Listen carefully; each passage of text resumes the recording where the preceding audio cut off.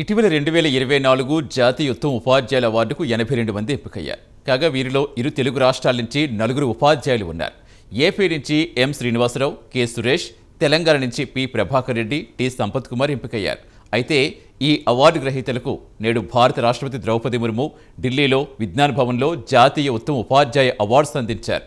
ఇక ఇరు తెలుగు రాష్ట్రాల నుంచి జాతీయ ఉత్తమ ఉపాధ్యాయుల అవార్డుకు ఎంపికైన అవార్డు గ్రహీతలతో మా నేషనల్ బ్యూరో కరెస్పాండెంట్ కళ ఫేస్ టు ఫేస్.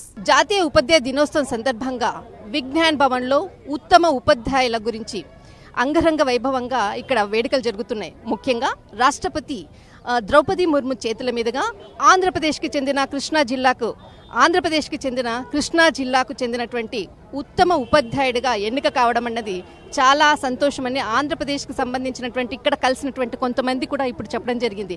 ముఖ్యంగా ఇప్పుడు మనతో పాటు మిద్దె శ్రీనివాస్ గారు ఉత్తమ ఉపాధ్యాయుడిగా ఎన్నికైన సందర్భంగా విజ్ఞాన్ భవన్లో రాష్ట్రపతి చేతుల మీదుగా ఇప్పుడే అవార్డు అందుకొని బయటికి రాగానే ఎక్స్క్లూజివ్గా మనకు కలవడం జరిగింది. Sir, first of all congratulations.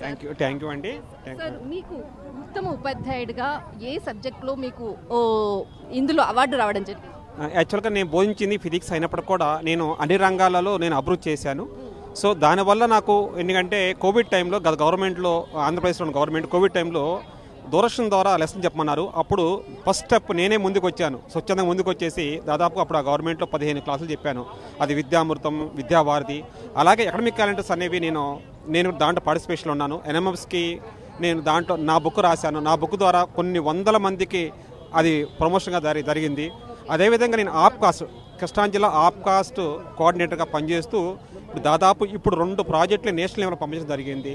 అదేవిధంగా నేను కౌశల్ క్విజ్కి కోఆర్డినేటర్గా ఉన్నాను. ఈ కౌశల్ క్విజ్ కూడా 2 సార్లు మనకి నేషనల్గా ప్రమోట్ అయింది. సో ఈ ఆస్పెక్ట్ కాకుండా ఇంకా నేను గత గవర్నమెంట్ ఏం చేసిందంటే ప్రతి మండలానికి high school plus for girls అని ప్రమోట్ చేసింది. దానికి నేను ప్రమోట్ అయ్యి వెళ్ళిన తర్వాత ఆ కొండ పరిస్థితులను బట్టి పిల్లలకి స్టడీ మెటీరియల్స్ కావాల్సి వస్తే దాదాపుగా దాతల సహాయంతో నేను కొంత వేసుకొని 3 లక్షల విలువ చేసే బుక్స్ని ఇవ్వడం జరిగింది. సో దీంతో పాటుగా ఇంకా మనకి ఏం కావాలంటే కోవిడ్ టైంలో చాలామంది అవేర్నెస్ ప్రోగ్రామ్ అంటే కోవిడ్ టైంలో పిల్లల యొక్క ఆన్లైన్ క్లాస్ చెప్పడం కోసం నేను స్వచ్ఛందంగా ఏం చేశానంటే ఇంట్లోనే ఆన్లైన్ క్లాస్ నిర్వహించడం జరిగింది. అది టీచర్లకి, ఉపాధ్యాయులకి కేవలం ఆన్లైన్ జూమ్ ద్వారా కానీ లేదా ఇంట్లో నేను కూర్చొని కొన్ని వేరే సైట్స్ ద్వారా చెప్పడం జరిగింది. సో వీటితో పాటుగా ఉపాధ్యాయుల్ని ఎప్పుడు కూడా అవేర్నెస్ చేయాలి. అంటే ఉన్నటువంటి విద్యారంగానికి సంస్కరణ అనుగుణంగా వాళ్ళని తీర్చిదిద్దాలంటే వాళ్ళని కూడా కొంత అవేర్నెస్ చేయాలి. దానికోసం నేను ఒక వాట్సాప్ గ్రూప్ క్రియేట్ చేసి దాదాపుగా 15 స్టేట్ వాట్సాప్ గ్రూప్ ఉన్నాయి. దాంట్లో నేను 15 సో వాటి ద్వారా నేను ఏం చేస్తానంటే ప్రతిరోజు కూడా ఏదో పోస్టింగ్ చేస్తుంటాను. సో ఈ రోజు అప్డేట్ జరిగి పోస్టింగ్ చేస్తున్నాను. ఎన్ని సంవత్సరాల కృషి సార్ ఈ వాట్సాప్ గ్రూప్స్ అందరినీ కూడా మీరు వాళ్ళని ఎంకరేజ్ చేస్తూ ఒక ఎడ్యుకేషన్ గా అంటే వాళ్ళకు డైరెక్ట్ గా చెప్పకుండా మీరు ఇండైరెక్ట్ గా వాట్సాప్ గ్రూప్ లో చెప్పేటటువంటి ఎడ్యుకేషన్ ఎప్పటి నుంచి స్టార్ట్ చేశారు? మేడం, నేను దాదాపు 12 సంవత్సరాల నుంచి ఇదే పని చేస్తున్నాను మేడం. నాకు ఒక వెబ్సైట్ ఉంది మేడం. ఆ వెబ్సైట్ ని ఫ్రీ ఆఫ్ కాస్ట్ నేనే వెబ్సైట్ నేమ్ ఏంటి? Srini science mind. ఓకే, ఇది వెబ్సైట్. ఎవరికైనా సలహాలు కావాలి అంటే ఖచ్చితంగా ఈ వెబ్సైట్ ని కూడా డిజైన్ అంటే చూడండి ఒక్కసారి మీరు.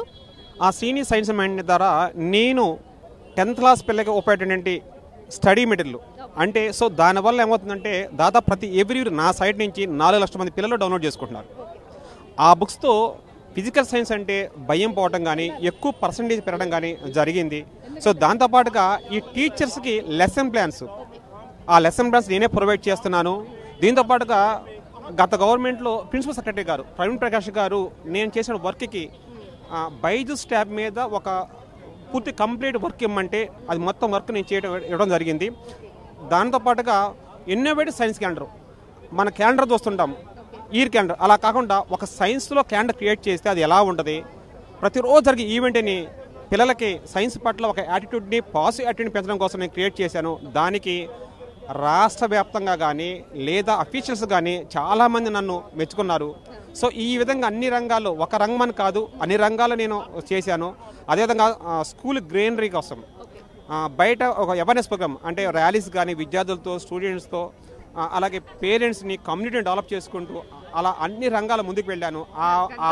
ఆ ఉన్న పనుల వల్లే నాకు ఈ విధంగా వచ్చిందని నేను సగారంగా ఫీల్ అవుతున్నాను. కంగ్రాచులేషన్స్. ఫస్ట్ ఆఫ్ ఆల్ మీకు అవార్డు వచ్చినటువంటి విషయం ఎప్పుడు అంటే డిక్లేర్ చేసి అంటే మీకు ఎన్ని రోజుల క్రిందట ఇన్ఫర్మేషన్ వచ్చింది? యాక్చువల్ మేడం మనకి 21 నుంచి 23 మధ్య రావాలి, 21 నుంచి 23, బట్ అది 27 వచ్చింది మేడం. మాకు ఒక ఈమెయిల్ అంటే మెయిల్లో మాకు పోస్ట్ చేశారు. అది పెట్టిన మరుక్షణం అది ఓపెన్ చేసిన క్షణాల్లో ఆ ప్లేస్లో నేను ఉంటానా లేదా, అందరూ 6 నామినేట్ అయ్యి మేడం. బట్ అందులో నా ప్లేస్ ఎవరికైనా ఎంతమంది ఏపీ నుంచి ఎంతమంది నామినేట్? ఏపీ నుంచి 6 నామినేట్ అయ్యి మేడం. ఆ 6లో 2కే వచ్చింది. సో మిగతా వాళ్ళు రాపోయినా వాళ్ళని తక్కువేం కాదు మేడం, వాళ్ళు కూడా నాతో ఈక్వలే. బట్ వాళ్ళ బదులు నేను తీసుకుని ఫీల్ అవుతున్నాను. చాలా సంతోషం ఉంది మేడం, ఇలాంటి అవార్డు రాసు నాకు చాలా సంతోషంగా అనిపిస్తుంది. సార్ నమస్తే sir. First of all congratulations sir. Yeah sir, మీరు అంటే ఇప్పుడే విజ్ఞాన్ భవన్ నుంచి మీరు రావడము మేము ఎక్స్క్లూజివ్గా తీసుకోవడం very grateful sir. First of all మీరు అంటే ఏ సబ్జెక్ట్ పరంగా?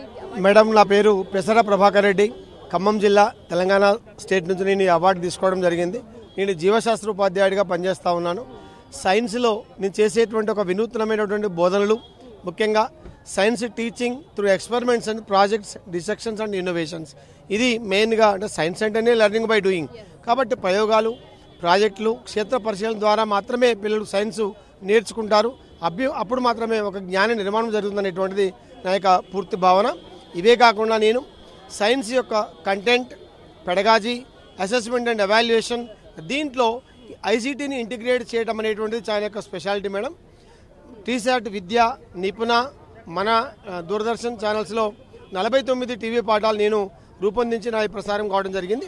అదేవిధంగా 6 నుంచి 10 తరగతుల టెక్స్ట్ బుక్స్ లోపల క్యూఆర్ కోడ్స్ ఉన్నాయి, క్విక్ రెస్పాన్స్ కోడ్స్. అవి స్కాన్ చేస్తే వీడియోస్ వస్తాయి, కంటెంట్ వీడియోస్ వస్తాయి. దీంట్లో అది నేషనల్ పోర్టల్ దీక్ష. ఈ దీక్ష నేషనల్ పోర్టల్కు 72 కంట్రిబ్యూషన్స్ నేను చేయడం జరిగింది. ఇవన్నిటిని దృష్టిలో పెట్టుకొని నాకు జాతీయ ఉత్తమ ఉపాధ్యాయ అవార్డు తెలంగాణ స్టేట్ నుంచి వాళ్ళు ప్రపోజ్ చేయడం, అదేవిధంగా నేషనల్ జ్యూరీ కూడా ఏకగ్రీవంగా దాన్ని ఆమోదించి 27 సాయంత్రం 5:45కు మాకు ఒక మెయిల్ పంపించారు. దాంట్లో తెలంగాణ స్టేట్ నుంచి నేను ఎంపిక అయినట్లుగా వాళ్ళు పంపించడం జరిగింది. అవార్డు రావడంతో ఎలా ఫీల్ అవుతున్నారు సార్? మేడం 29 సంవత్సరాల ఉద్యోగ జీవితం ఒక గర్వంగా ఉంది. అదేవిధంగా కొంత బాధ్యత కూడా పెరిగిందని నేను భావిస్తాను. ఎందుకంటే 2008లో జిల్లా ఉత్తమ ఉపాధ్యాయ అవార్డు కంటే 2018-16కు స్టేట్ బెస్ట్ టీచర్ అవార్డుకు నా యొక్క వర్క్ చాలా పెరిగింది. 2018 నుంచి 24 వరకు ఇంకా నా యొక్క వర్క్ చాలా పెరిగింది. కాబట్టి ఈ యొక్క అవార్డు నా యొక్క బాధ్యతను మరింత పెంచిందని నేను భావిస్తా ఉన్నా. నా విద్యార్థులకు మరింత సేవ వర్క్ చేయడానికి నేను అవార్డు ఇచ్చినట్టుగా నేను భావిస్తాను. ఇప్పుడు ప్రస్తుతం మీరు ఏ విలేజ్లో ఎక్కడ వర్క్ చేస్తున్నారు సార్? మేడం నేను ఖమ్మం జిల్లా తిరుమలాయపాలెం ఉన్నత పాఠశాలలో బయాలజికల్ సైన్స్ టీచర్గా పనిచేస్తా ఉన్నాను. తిరుమల పాలెము విద్యార్థులందరూ కూడా మీ గురువుకు అవార్డు రావడం అన్నది ఎంతో సంతోషము. First of all grateful sir. Actually ఢిల్లీలో వచ్చేసి అవార్డు తీసుకోవడం అంటే రేపటి పౌరులు అంటే విద్యార్థులు మీలాంటి ఎన్నో అవార్డ్స్ కూడా తీసుకోవాలి సార్ రియల్గా. Thank you madam. యాక్చువల్లీ ఈ జాబ్ అంటే టీచింగ్ ఫీల్డ్ అన్నది మీకు స్వతహాగా ఇష్టమా, లేకపోతే ఎలా ఈ ఫీల్డ్లోకి రావడం జరిగింది? మేడం హై స్కూల్ నుంచి మా యొక్క రూరల్ ఏరియాలో ఉన్నటువంటి నేను బయ్యారం మండల కేంద్రంలో అప్ టు ఇంటర్మీడియట్ దాకా చదివాను. అక్కడ నాకు ఇచ్చినటువంటి గురువుల స్ఫూర్తి ప్రోత్సాహంతో నేను నా యొక్క హై స్కూల్ ఎడ్యుకేషన్ నుంచి ఒక టీచర్ కావాలని ఒక కోరిక ఉండేది. దాన్ని నేను ఫుల్ఫిల్ చేసుకొని నేను ఏజెన్సీలో పుట్టి పెరిగి చదువుకున్నాను కాబట్టి ఏజెన్సీలోనే మొత్తం వర్క్ చేశాను. 28 సంవత్సరాల సర్వీస్ నేను ఏజెన్సీలో కంప్లీట్ చేయడం జరిగింది madam. Thank you madam. Thank you very much. మరొక ఉపాధ్యాయుడు ఇక్కడ ఉన్నారు. విజ్ఞాన్ భవన్ నుంచి ఇప్పుడు ఆంధ్రప్రదేశ్ నుంచి 2, తెలంగాణ నుంచి 2 ఎన్నిక కావడం అన్నది తెలుగు వాళ్లకు ఒక ప్రాధాన్యతమైనటువంటి జాతీయ ఉత్తమ అవార్డు లభించడం అన్నది చాలా సంతోషకరమైనది. మరొక ఉపాధ్యాయుడు. Congratulation sir. సార్ ఎక్కడి నుంచి సార్ మీరు? నేను సంపత్ కుమార్, జెడ్పీహెచ్ఎస్ దమనపేట పాఠశాల, సిరిసిల్ల జిల్లా, తెలంగాణ నుంచి నేను మాట్లాడుతున్నాను. ఆ పాఠశాల లోపల నేను భౌతిక శాస్త్ర స్కూల్ అసిస్టెంట్ భౌతిక శాస్త్రంగా విధులు నిర్వహిస్తూ ఉన్నాను. మరి నాకు ఈ అవార్డు రావడం అనేటువంటి నాకు చాలా సంతోషంగా ఉంది. దీనికి సహకరించినటువంటి నా ప్రస్తుత మరియు పూర్వ పాఠశాల ప్రధానోపాధ్యాయులకు మరియు ఉపాధ్యాయులందరికీ కూడా కృతజ్ఞతలు. అలానే నాకు చదువు చెప్పినటువంటి నా గురువులకు మరియు నన్ను కనిపెంచి పోషించినటువంటి నా తల్లిదండ్రులకు కూడా పాదాభివందనలు చేసుకుంటా ఉన్నాను. అవార్డు తీసుకునేటప్పుడు ఎలా ఫీల్ అయ్యారు సార్? నేను వాస్తవానికి ఈ విజ్ఞాన్ భవన్కి రావడం ఇది 3rd టైం. గతంలో నా పిల్లలు అంతర్జాతీయ సైన్స్ ఫెస్టివల్ లోపల ఎంపికై రాష్ట్రపతి చేతుల మీద అవార్డు తీసుకున్నారు. ఆ తర్వాత ఇప్పుడు నేను అవార్డు తీసుకున్నాక నిజంగా చాలా సంతోషంగా ఉంది. ఓకే, అయితే ముఖ్యంగా ఈ ఫీల్డ్లోకి రావడానికి అంటే ఈ ఉపాధ్యాయ వృత్తిని ఎందుకు ఎంచుకోవడం జరిగింది సార్? వాస్తవంగా నేను బెంగళూరు ఐఐఎస్సి లోపల ఎంఎస్సీ పూర్తి చేసి ఇస్రోలో ఒక శాస్త్రవేత్తగా రాణించాలని చెప్పేసి నేను అనుకున్నాను. కానీ కొన్ని కారణాల వల్ల నేను అడ్మిషన్ పొందలేకపోయాను. వెంటనే నాకు బీఈడీ లోపల అడ్మిషన్ రావడంతో మా ఫాదర్ నన్ను నువ్వు శాస్త్రవేత్త అవ్వాలనుకున్నావు, కానీ అంతకంటే ఎక్కువ మందిని శాస్త్రవేత్తలుగా మలిచేయడానికి నీకు ఒక గొప్ప అవకాశం ఈ వృత్తి ద్వారా వచ్చింది, కాబట్టి నువ్వు ఈ కెరియర్ని వృత్తిగా మలుచుకో అని చెప్పేసి నన్ను ప్రోత్సహించడం జరిగింది. అందులో భాగంగా నేను మిషన్ 100 అనే ఒక కార్యక్రమాన్ని నిర్వహిస్తూ ఉన్నాను. దీంట్లో ప్రజలు స్థానికంగా ఎదుర్కొంటున్నటువంటి సమస్యలకు తమ ఆవిష్కరణల ద్వారా పరిష్కారం చూపించేటువంటి ఇన్నోవేటర్లను తయారు చేయాలని చెప్పేసి లక్ష్యంగా పెట్టుకున్నాను. నా ఉపాధ్యాయ వృత్తి పూర్తయ్యే లోపల కనీసం 100 మంది ప్రభుత్వ పాఠశాల గ్రామీణ ప్రాంతం చెందినటువంటి ప్రతిభావంతులు ఇన్నోవేటర్లుగా మార్చాలని చెప్పేసి నా యొక్క జీవిత లక్ష్యము. అందులో భాగంగా ఒక 53 మందిని ఇప్పటివరకు నేను ఆవిష్కర్తలుగా మలిచాను. ఇందులో 16 మంది విద్యార్థులు జాతీయ స్థాయి, 8 మంది విద్యార్థులు అంతర్జాతీయ స్థాయి బహుమతులు గెలుచుకోవడం జరిగింది. 30కి పైగా మంది విద్యార్థులు రాష్ట్ర స్థాయి లోపల బంగారు పథకాలు గెలుచుకున్నారు. Congratulations sir. Thank you very much madam. Thank you very much. మరొక ఉపాధ్యాయుడు ఆంధ్రప్రదేశ్ నుంచి తెలంగాణ నుంచి వచ్చినటువంటి ఉపాధ్యాయులు, అంటే అటు ఆంధ్రప్రదేశ్ నుంచి ఇద్దరు, తర్వాత తెలంగాణ నుంచి ఇద్దరు. సార్ నమస్తే sir. First of all congratulations sir. Sir మీ పేరు, మీరు ఎక్కడి నుంచి సార్? నా పేరు సురేష్. నేను జిల్లా పరిషత్ ఉన్నత పాఠశాల ఊరందూరు నందు శ్రీకాళహస్తి మండలం నందు పనిచేస్తున్నాను, తిరుపతి జిల్లా, ఆంధ్రప్రదేశ్. నేను సాంఘిక శాస్త్రంలో గత 20 సంవత్సరాలుగా డిజిటల్ విద్యను ప్రవేశపెట్టి సాంఘిక శాస్త్రంలో డిజిటల్ విద్య మా గవర్నమెంట్ స్కూల్లో 2007 సంవత్సరంలో ఫస్ట్ మా స్కూల్లోనే డిజిటల్ టెక్నో స్కూల్ని ప్రారంభించడం జరిగింది. ఆ విధంగా ఎన్రోల్మెంట్ పెరిగింది, రిజల్ట్ పర్సంటేజ్ పెరిగింది. దీనికోసం మేము గురుదేవ.com అనేటటువంటి ఒక వెబ్సైట్ని క్రియేట్ చేశాను. అదేవిధంగా ఇంటరాక్టివ్ వీడియోస్ కోసం లెర్నింగ్ మేనేజ్మెంట్ సిస్టమ్ అనేటటువంటి ఇంటరాక్టివ్ మూడూల్ సాఫ్ట్వేర్ ద్వారా 5 లక్షల మంది పిల్లలకు వీటిని ఉచితంగా అందించడం జరిగింది. వెబ్సైట్ ద్వారా చాలా శ్రీకాళహస్తి అటంతా కూడా చాలా వెనుకబడినటువంటి ప్రాంతం. కొంత ఈ అక్కడ ఉన్నటువంటి స్టూడెంట్స్కి ఏ విధమైనటువంటి మీరు ప్రాజెక్ట్ చేశారు సార్? ఎస్ మేడం, అంటే విద్యాపరంగా చూసినట్లయితే మీరు చెప్పినట్టు వెనుకబడి ఉంటుంది. సో అక్కడ ఉన్నటువంటి విద్యార్థుల్ని టెక్నికల్గా కూడా కంప్యూటర్ నాలెడ్జ్, తర్వాత ఇంటర్నెట్ నాలెడ్జ్, వీటన్నిటినీ కూడా అందించడం ద్వారా విద్యార్థులు చాలా అన్ని రంగాల్లో ముందుండేటటువంటి ప్రయత్నం చేశారు. మా విద్యార్థులు అయితే ప్రతి రంగంలో పార్టిసిపేట్ చేసిన ప్రతి రంగంలో జిల్లా స్థాయిలోనూ రాష్ట్ర స్థాయిలోనూ కూడా మంచి బహుమతులు తీసుకురావడం జరిగింది. ప్రాజెక్ట్ వర్క్స్ విద్యార్థులు అసలు ఇండియా పటాన్ని అయితే ఫిజికల్ మ్యాప్ని 3D మ్యాప్ని తయారు చేస్తారు. అదేవిధంగా పొలిటికల్ మ్యాప్ని భూమి మీద, వరల్డ్ మ్యాప్, ఇండియా మ్యాప్ అన్నీ కూడా వేయగలిగి ప్రతి ప్లేస్ని లొకేట్ చేయగలుగుతున్నారు. అదేవిధంగా డిజిటల్ మ్యాప్స్ని ఆపరేట్ చేయడం, తయారు చేయడం, ఇవన్నీ కూడా విద్యార్థులు. డిజిటల్ది ఎప్పటి నుంచి మీరు ప్రారంభించారు సార్? విద్యార్థులకు టీచింగ్ అన్నది ఎప్పటి నుంచి స్టార్ట్ చేశారు? 2007 సంవత్సరం నుంచి నేను డిజిటల్ విద్యను ప్రవేశపెట్టాను. దీని ద్వారా విద్యార్థులు అంటే 2007 అంటే అప్పుడు ఇంకా డిజిటల్ రంగం అన్నది మార్కెట్లోకి రాలేదు. ఫస్ట్ ఆఫ్ ఆల్ ఇప్పుడు కరోనా పాండమిక్ తర్వాత డిజిటల్ అన్నది చాలా ఫాస్ట్ అయింది. అంతకన్నా ముందుగానే మీకు ఈ ఐడియాలజీ ఎలా వచ్చింది సార్? అవును, అప్పట్లో నేను పిక్చర్స్ వేసి పిక్చర్స్ ద్వారా ఎక్స్ప్లెయిన్ చేసేవాడిని. ఈ పిక్చర్స్ అనేటటువంటివి చాలా ఎక్కువ అయిపోయాయి. ఒక క్లాస్కి 100-200 పిక్చర్స్ ఉన్నప్పుడు వాటిని తీసి చూపించేటప్పుడు చినిగిపోయేటివి.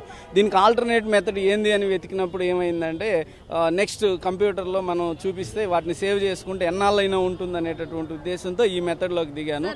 Very interesting sir. First of all మీరు డిజిటల్ రంగాన్ని ఎంచుకోవడానికి first me father and mother ఫ్యామిలీలో ఎవరికైనా డిజిటల్ తో కొద్దిగా ఏమైనా టచ్ ఉందా? లేదు మేడం, ఎవరికి లేదు. లేకుండా ఈ రంగాన్ని ఎంచుకోవడానికి స్పెషలైజేషన్ చేయడానికి ఏంటి రీజన్ ఏంటి? అదే మేడం, పిల్లలకి ప్రతి పాయింట్ ని నేను చెప్పాలనుకున్న ప్రతి పిక్చర్ ని చూపించాలి, ప్రతి లొకేషన్ చూపించాలి, ప్రతి బొంబాయి న్యూఢిల్లీ అంటే చూపించాలి, ఎర్రకోట అంటే చూపించాలి. చూపించకుండా చెప్తే ఏది కూడా విజువలైజేషన్ లేకుండా లెక్చర్ మెథడ్ లో చెప్తే విద్యార్థులకి అర్థం కాదనేటటువంటి ఉద్దేశంతో నేను ఈ మెథడ్ ని ఎంచుకోవడం జరిగింది. ఫస్ట్ నేను పిక్చర్స్ వేసేవాడిని, అవి ఎక్కువగా డ్యామేజ్ అవుతూ ఉన్నాయి కాబట్టి నేను ఈ మెథడ్లో అయితే వాటిని అన్నింటినీ సేవ్ చేసుకోవచ్చు, ప్లస్ నేను వాడుకోవచ్చు, కొన్ని వేల మంది టీచర్లు వాడుకోవచ్చు, తద్వారా లక్షల మందికి ఉపయోగపడుతుందని. ఈ అవార్డు రావడం మీకు అంటే ఎన్ని రోజులు ముందుగా ఇన్ఫర్మేషన్ తెలిసింది? ఆ తెలిసిన తర్వాత ఎలా ఫీల్ అయ్యారు? చాలా మంచి క్వశ్చన్ మేడం. అంటే అవార్డు వచ్చిన వెంటనే నాకు తెలియనటువంటి ఆనందంతో కళ్ళల్లో నీళ్ళు వచ్చేసాయి.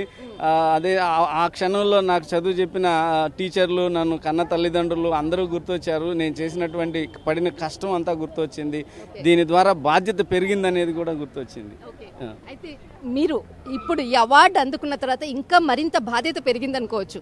బట్ ఈ అవార్డు తీసుకున్న తర్వాత ఇంకా ముందు కొత్తగా ఏమైనా ప్రాజెక్ట్ చేపట్టబోతున్నారా? ఎస్ మేడం, మేము 6th నుంచి 10th వరకు ఉన్నటువంటి హై స్కూల్ స్టడీస్లో ప్రతి పాఠానికి పవర్ పాయింట్ చేయాలి, అదేవిధంగా డాక్యుమెంటరీస్ చేయాలి, డిజిటల్ కంటెంట్ని ప్రతి విద్యార్థికి ఉచితంగా అందించాలి. ప్రతి టీచర్కి డిజిటల్ లెసన్ ప్లాన్లు, డిజిటల్ యూనిట్ ప్లాన్స్, అదేవిధంగా డిజిటల్ నోట్స్లు, పీడిఎఫ్ ఫైల్స్ ఇవన్నీ అందించాలనేటటువంటి ఉద్దేశంతో మా రాష్ట్రంలో ఫోరంను కూడా నేను పర్టికులర్గా నేనే ముందుండి ఫోరంని కూడా స్థాపించడం అయింది, సోషల్ ఫోరం అనేటటువంటిది. ఆ విధంగా ముందుకెళ్తున్నాం. ప్రతి కంటెంట్ విద్యార్థులకు అందేలా ప్రయత్నం చేస్తాం రాబోయే రోజుల్లో.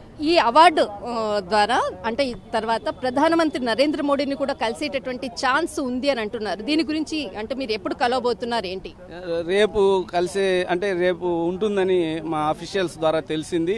చాలా సంతోషంగా ఉంది. ప్రధానమంత్రి గారిని, రాష్ట్రపతి గారిని చూడడం అనేటటువంటిది మా జీవితంలో మేము చేసుకున్నటువంటి ఒక మహత్తర అదృష్టంగా భావిస్తూ దీన్ని పూర్తి స్థాయిలో ఎంజాయ్ చేస్తున్నాం మేడం.